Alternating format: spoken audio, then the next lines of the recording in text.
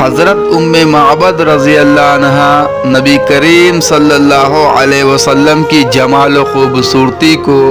अपने अंदाज में कुछ इस तरह से बयान करती हैं। मैंने एक मुअज़्ज़ज़ शख्स को देखा जिनकी नफासत नुमाया, चेहरा रोशन और खल्क़त व बनावट में हुस्न,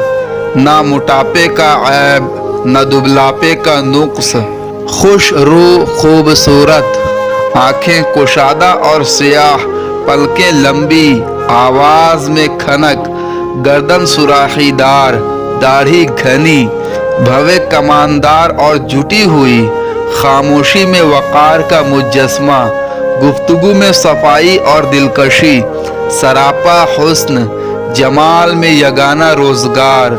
दूर से देखो तो हसीन तर, करीब से देखो तो शीरी तर और जमील तरीन।